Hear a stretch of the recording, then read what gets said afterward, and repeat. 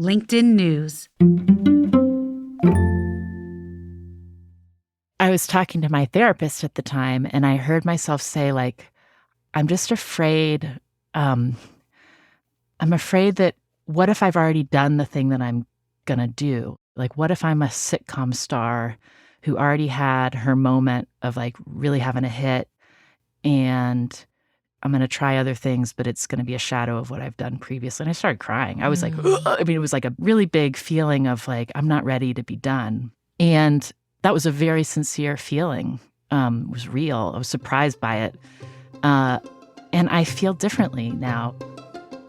That's Anna Sale, creator and host of the podcast Death, Sex, and Money. I'm Leah Smart, and this is Everyday Better. Stay tuned to hear how Anna transformed a moment of major career uncertainty into an opportunity to clarify her purpose. Make sure you hit that follow button to get new episodes of our show every week. This month, I want to hear directly from you. So, Everyday Better is kicking off an audience survey. If you have just a couple minutes, it would mean the world to me if you'd fill it out and tell me what you love about the show, but also what you want more of, because getting your feedback is how I'm going to continue to grow and shape the show. Okay, there's a few ways to get in touch with me to do this survey. The easiest is you can find a link in our show notes for today's episode.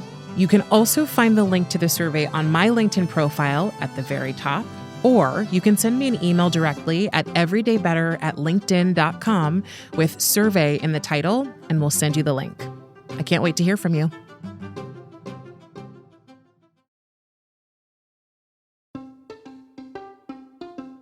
Hey everyone, from LinkedIn News, I'm Leah Smart, and this is Everyday Better, a personal development podcast where every week I sit down with some of the world's brightest minds and bravest hearts who use science and story to share strategies for how we can flourish individually, in relationship to others, and to the world around us.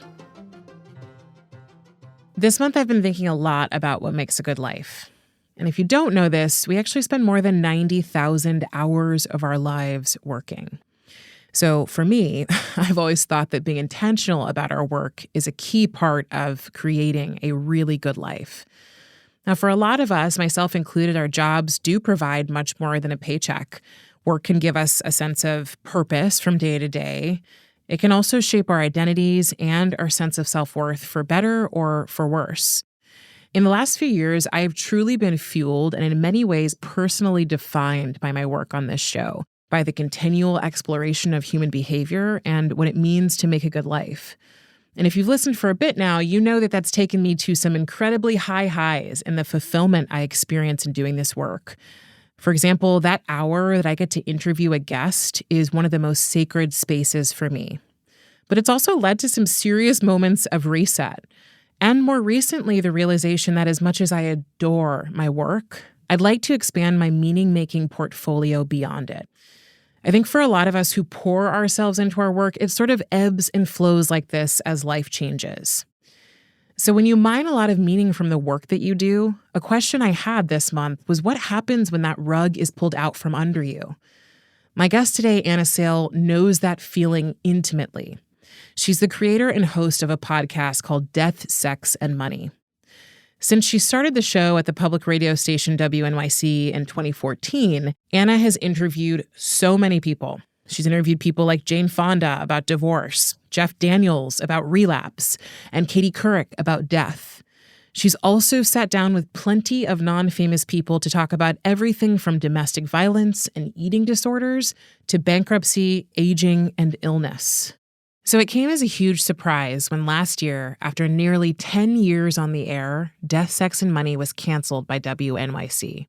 Now, almost a year later, Anna's found a new home for her show at Slate and was even able to bring some of her team with her.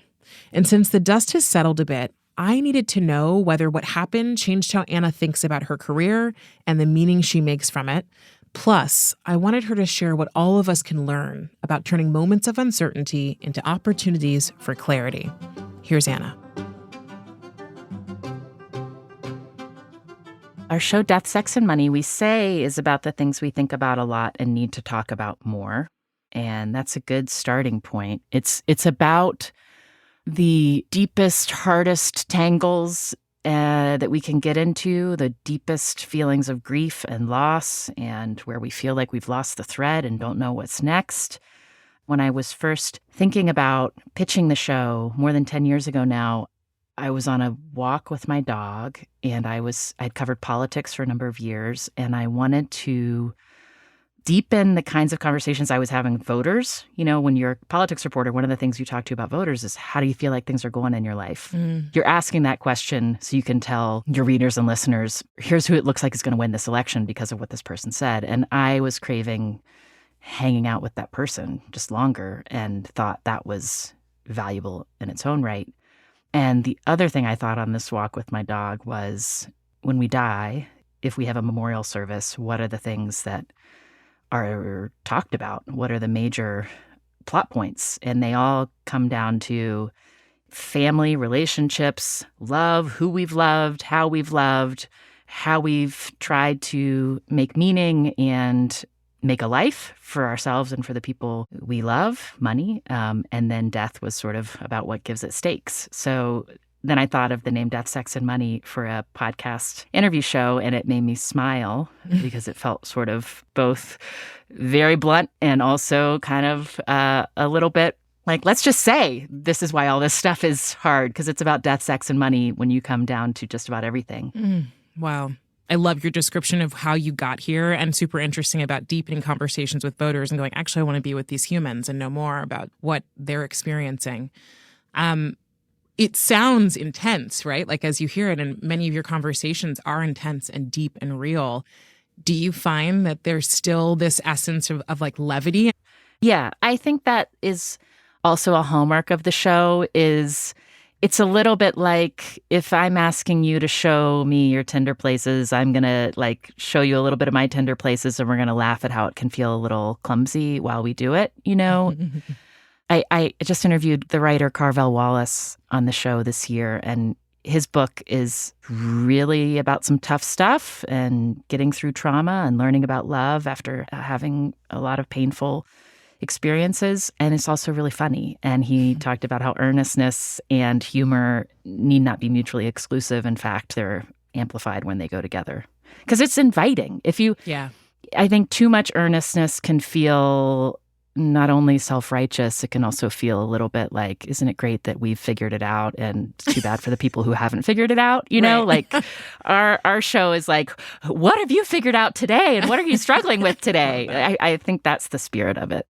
Well, so here's what I want to know, because we're right now exploring on the show what matters most as we think about leading a more intentional life that's focused on flourishing around whatever's happening in life. I spoke with Robert Waldinger, who is leading the Harvard study around what makes a good life, essentially, that's been going for 86 years. It's the longest longitudinal study.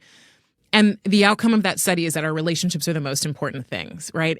What are you learning about how we have better tough conversations or sensitive conversations in order to foster better relationships?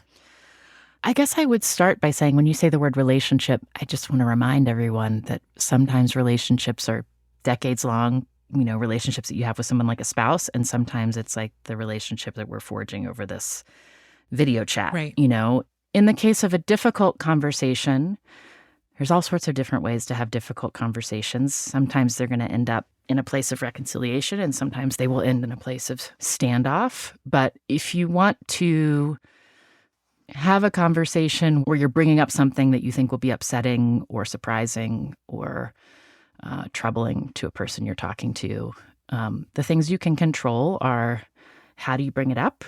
And then it's kind of thinking a little bit beforehand on what it is you want to express. Are you asking them for information about something that hurt you and you want to resolve something? Are you disclosing something that you've kept from them for various reasons? Do you have just a fundamental disagreement about something like the election and you want to talk about what your point of view is and how that comes from your experience, and then share and listen to what they have to say back? If you have the luxury of preparing the person you're talking with somewhat by saying, there's something I want to talk to you about, here's why, is now a good time, like being really attuned to whether it's something they can take on right now. So once you sort of launch in, once you do that work of saying, I want to talk to you about this hard thing, It's about kind of riding that back and forth and being aware that there's all sorts of ways your brain is going to trigger defensiveness, reactiveness. You're going to feel, if it gets hot, you'll physically feel hot. You'll shut down in certain ways. And it's like, how do you recognize your emotional reactions to what's happening while also trying to be intentional about how you're communicating? I have found it helpful to have small phrases that can help me slow down the pace of a back and forth. I interviewed a representative who's now the House Speaker in the Wyoming legislature, and he's a kind of an ornery rancher. I was interviewing him with his wife last year, and something he said a lot is if I would say something, he would say, I see it differently. There's a lot of things that he and I might disagree about. At the same time, it made me recognize, Anna, you don't know what it's like to be a multi-generational rancher in rural Wyoming. Mm-hmm. So I've used that. It's helpful to also be like, I'm going to make a little space for what I actually think. And you can say, I hear that. I see it differently. So that's a nice little trick. I like that. So I want to switch gears a little bit. I know that, you've had this show for over 10 years, and that last year, I believe, was when WNYC said, hey, we're no longer going to continue this show. I'm curious, though, if you go back to you shifting your career from being in politics and reporting on politics to going, I want to have more important conversations or more interesting conversations with humans. And then, being able to do it and having a moment where potentially that was going to be taken away. I'm really curious what that was like for you. Oh, it was everything. Now that how many months out am I? I'm nearly a year now from first getting word that Death, Sex, and Money wasn't going to have a long-term future at WNYC, which is the public radio station in New York that incubated the show, where I had worked for a decade and a half. So it was every feeling that you can have.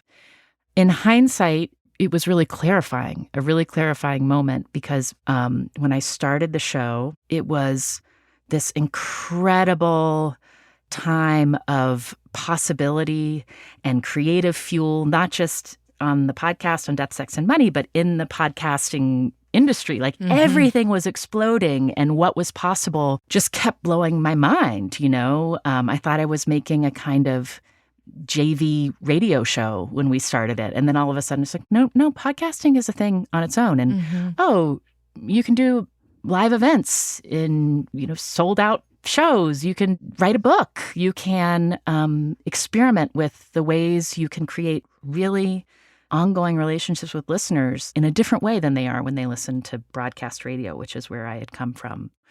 So all of that was just like, woo! And I was riding on that for the first 10 years. And then, the reason WNYC wasn't going to continue making the show is because budgets were tough. They had a lot of things they do at WNYC, and they had to make some tough strategic choices. And there were a lot of other podcasts in the universe. So in this case, WNYC kind of giving me the clarity of like, the status quo is changing. So you've got to figure out, Anna, do you want to keep making this show? In what way do you want to make the show? Why do you want to make the show? What's been satisfying about the last 10 years of making the show? What do you feel like there is to still grow and expand on? What are the values that are driving you right now I was 43. As a 43-year-old person compared to a 33-year-old person when I was pitching the show. So I went through this process of really noticing, it was perfectly timed for a midlife career, reevaluation. So I had to pause and say, like, is there something distinctive that I'm adding? Like, if I went away and took a job doing something totally different, what would be lost for listeners? What would be lost for my own creative expression? And I think what I sort of realized was I love making the show. I love, love, love the relationship we've forged with listeners, because for many people, we've been with them, we've accompanied them through lots of different life phases or really intense life moments where they, for some reason were searching death in a podcast app. People find us when they need us. And that was really meaningful. And I wanted to do more of that. But I noticed it was coming. When I started the show, I was a hustler. I was living in New York City.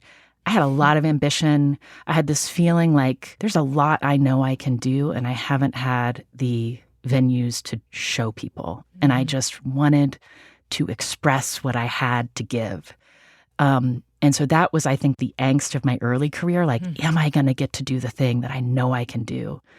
Now at 43, I have had the great privilege of knowing I have gotten to do it. And I've gotten to try a lot of things. And so now when I was thinking about continuing the show, it was like, well, what's driving you, Anna? And it's less, I still have ambition. I still am a competitive person. I still have that. But I'm more animated, I think, by like the service elements, which are, what are the stories that I feel like the national press is missing or is telling in a way that's not textured enough? What kind of voices are just nobody's pausing to spend time? And that's a lot of voices. What are the questions that prominent people aren't being asked that I could ask, that I'm now brave enough to ask, that I feel like other people might not be? And so that was sort of what animated my thinking of like, okay, I want to see if somebody else will make this show with me. And then I like dated around with a lot of different podcast companies, which was really fun. And Slate's been just this like wonderful home. I feel like I had a huge disruption that felt catastrophic at moments. And then I like, wait, I'm okay.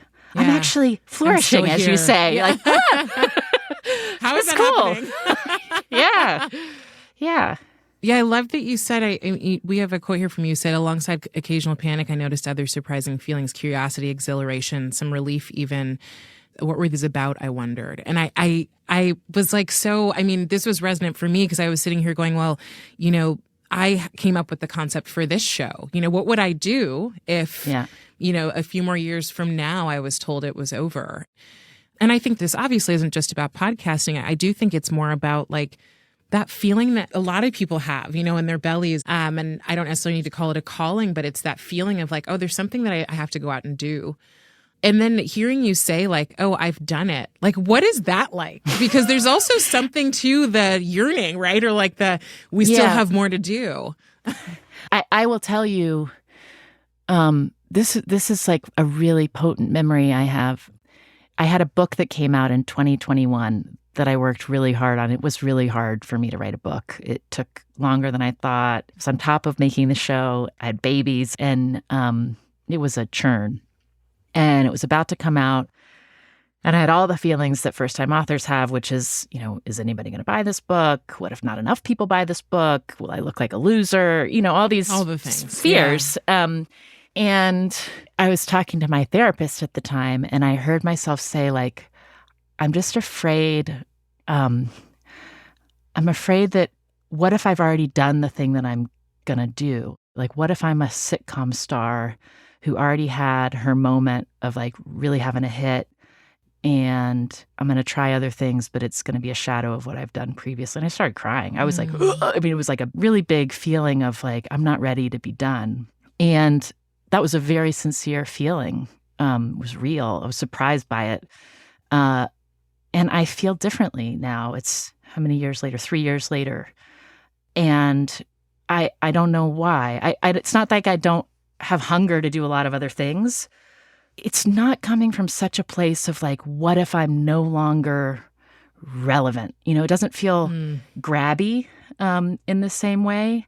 It feels much more like, what would it be like to make this? Or what would it be like to work with this person? That would be fun, like playful and loose. And I think that's because I went through the gauntlet of looking at like, what would you be? Who would you be, Anna, if this show that you made went away and got taken from you? Like, what would be left? And there's a lot that would be left, including the way that I have been able to develop and practice and learn about how to relate to people, how to listen, how to tell stories. Nothing can take that away. So, I look at people in media, I look at celebrities, I look at artists, and I notice that you can tell the people who still have that fire in their belly, who are like, oh, this is the moment for me to like pitch that next book because they're like really savvy at making Yes. things happen. And I have been that person. And at the moment, I'm much more in a place of like enoughness. Like, I love making Death, Sex, and Money. I love getting to make it at Slate. No, right now I do not need to try to also write a book while I'm doing that. That was really hard. I like not having to work on Saturday and Sunday mornings, So it might change. It might change when my kids are out of the house, or who knows, but this is the current state of play. Coming up, Anna gets into the evolution of her ambition and how that's led her to a new and deeper understanding of the way she finds meaning in her work. We'll be back in just a few moments.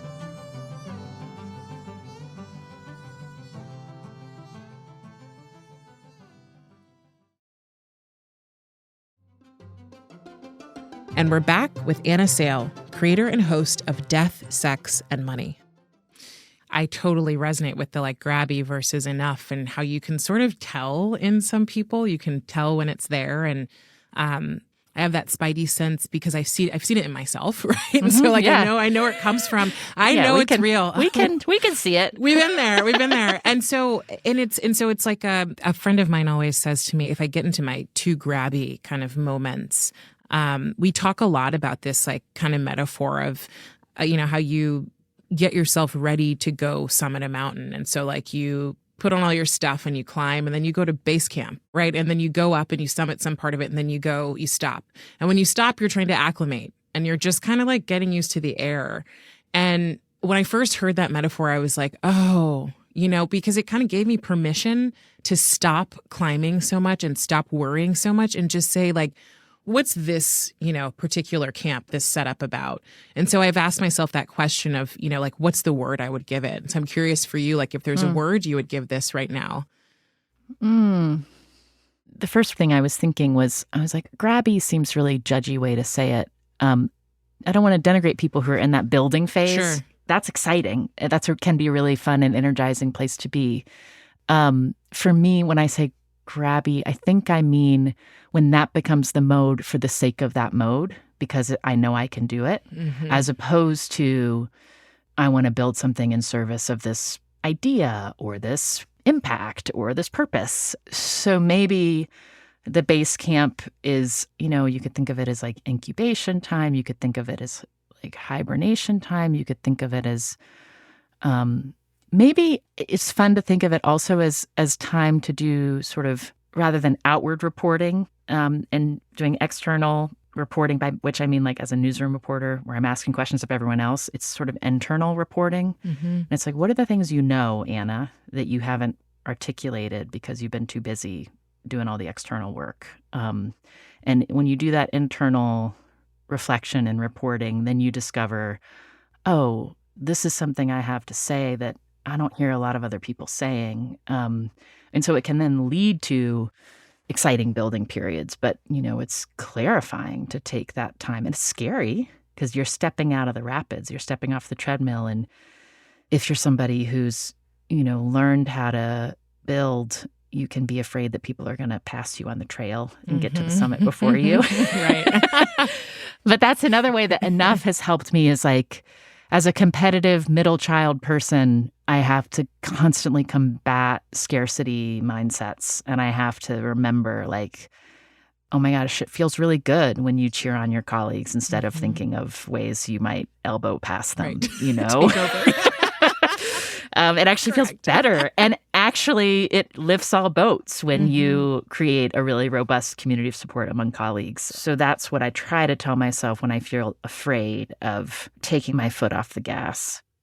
I wonder, as you're describing like that kind of hunger that I think, people have, and it's particularly, it may be particularly obvious when we're earlier in our lives. There's less going on. And so we might be focusing on our careers depending on who we are. But I also wonder for you, as you've continued on in your life, if part of what shifted for you is also maybe like expanding what, I love this phrase, your meaning-making portfolio. I think for me, there was something interesting that happened when I first became a mother, which was I had a growth spurt in my ambition. And I think it was related to, oh, don't count me out just because I'm a mom kind of thing. Like I signed my book deal when my first child was 6 months old. Like I was like, I got more to do here. Now, for me, being in the phase of parenthood where every day you're discovering something more about the people who are your children and what they care about and what they're interested in and who they are, it is so interesting. And it takes time because 5 and 8-year-olds, if you try to interview them at the dinner table at the end of the day, they give you nothing. Like you got to drive them around to gymnastics class and wherever, Trader Joe's. And that's when you get the real insights when they're in their booster and car seats in the back of the car. That's when they tell you things. I care about that a lot. I also care a lot about living in community. I want to go see live music and run into people I know and get to have chit chat. That's not about the hardest things we go through all the time. I want to, knock on somebody's door and deliver food when they need it. And all that stuff is definitely meaning making. I'm just curious to know, like, when resources are taken away, when you don't have the things you need, right, it gets really comfortable to be able to create a show. Of course, when you're working with a team and you have all this stuff, how do you decide or make the decision that, yes, I should keep going? Yes, as you said, there is more gas in the tank for this show to warrant another life. And does that connect? Of course it does. But how does it connect to meaning for you? I think I had to go through a process of both understanding what kind of work I wanted to do next, whether that was how much that was a continuation and how much I wanted it to feel new. I had to think about that a lot. And part of that was definitely animated by the grief I felt, the sadness, also the things that I felt really proud of. And then the other piece of that transition was, it's a little bit like when all of a sudden you're single and you're like, do I feel like taking some time for myself? Do I want to date again? What's going on? And so you have to just see what it feels like. And so I did that. And I had some like really great dates with people at Slate. And I was like, it feels good. It feels exciting to talk to them about story ideas. It feels exciting to talk to them about business. So maybe there's like more of a looseness I feel with making the show, and that like I don't feel as grippy about what I need ego-wise from it, but I still feel it's such a delight to get to make, and it's so fun to get to be in relationship with our listeners. And so that's what we're doing more of. We're actually making more episodes than we ever have. That feels really fun. It feels fun to be building out our clubhouse that is Death, Sex, and Money in new ways. So you're sort of in like a new phase of the show, just from the sense of moving over to Slate. But I'm curious, as you're thinking about, the next, however long this show continues, what are you understanding more about how we talk about things that are difficult or taboo? Because I know you're not just exploring them to explore them, you're also exploring why they're so hard to actually talk about. I think something I'm thinking about a lot, and this is because I'm a former politics reporter, and also because I grew up in West Virginia and I've spent time in Wyoming with my family, and then I live in the Bay Area. For a long time, I worked for a New York-based media company. I care a lot about the blind spots that we have in our difficult conversations about the different realities of our lives. And what I mean by that is it's easy for us to cluster around people who we agree with and who we feel like on the most fundamental questions of values, we are 99% aligned. So something I'm interested in personally and also with the show is like, what are the ways we can hold space to be curious about somebody whose reality we don't understand and how that shapes their values? So that can mean an episode like I mentioned where I'm talking to the Republican House Speaker in the state of Wyoming about how they chose to conserve the land on their ranch and give their ranching business to a neighbor because they didn't have heirs. They didn't have kids. Like, what would it be like to look out on a migratory pronghorn path and know that you did something in your life to make sure that that's going to be conserved in perpetuity? Like, that's not something I get to think about in my life in Berkeley, and so how does that shape the rest of his sense of time and place and whether somebody ought to tell him what to do with his land or not, all these things. So I think that that's something I'm really interested in, just cultivating my own curiosity and skillfulness at being curious about people's lives who I don't understand, where I might ask questions that are off the mark because I'm making assumptions that don't fit the frame of their lives. And then as I do that, cultivating more of that in our listeners, like modeling what those conversations can be like. So that's sort of vague, but I'm getting at a philosophy that I feel like is important to me. And I think that that's the sort of underwriting mission statement of Death, Sex, and Money. It's like, yes, this is a place where we get in and we talk about the things that we think about a lot and need to talk about more to give ourselves company so we don't feel alone. And it's also modeling how we might show up for people in our lives by not being afraid that I don't know how to talk about, I just lost my job, so I'm going to ignore it. And hopefully nobody asks, instead I'm going to try to model, I think because of making the show, when we found out that our show was in question, like I had told our audience on Instagram, I don't know what's going to happen. Yep. I'll tell you when I get more information. And so modeling uncertainty, like that's really important. And there's not enough of it. Yeah, the question that was forming for me as I'm thinking about what you're doing is, what do you want for us? Like, as a society, like as a collective, when you think about the show that we all have a reason for doing our podcast. So, it's, what do you want for us? I think it's twofold. I want everyone in their life to feel like they know they have a place to be honest and candid and safe as they describe who they really are and what they need and what they're afraid of. I want people to feel like they have that place.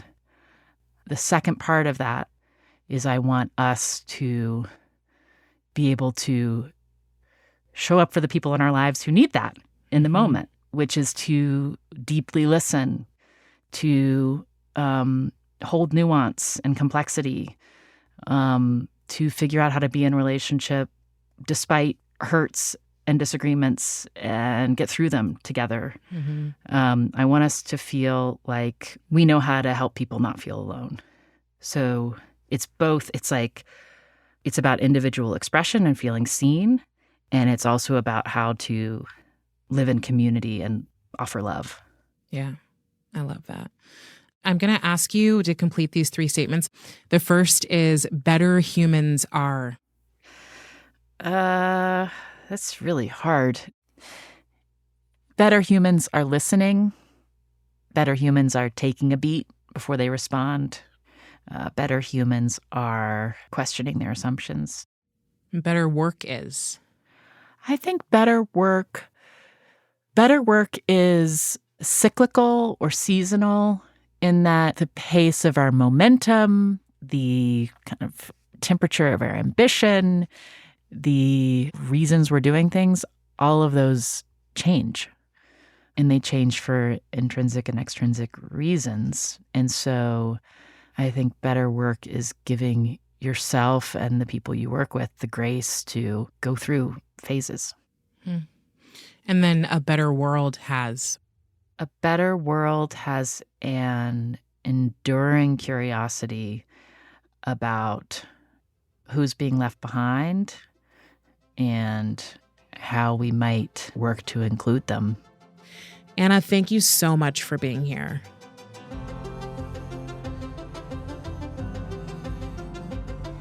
That was Anna Sale, creator and host of the podcast Death, Sex, and Money. Find it wherever you listen to your shows. If this conversation resonated with you, text it to the first person who comes to mind. You never know how it could help them out. And support other people like you in finding our show by leaving us a rating before you go. While you're at it, write a 1-sentence review telling me and the team what you love about Everyday Better. And as always, you can get me in your inbox by signing up for my weekly personal development newsletter, giving you practical tips on how to level up every day with small steps. Find it in our show notes for this episode or at linkedin.com/everydaybetter. That's linkedin.com/everydaybetter and hit the subscribe button. Everyday Better is a production of LinkedIn News. The show is produced by Grace Rubin and Emily Reeves.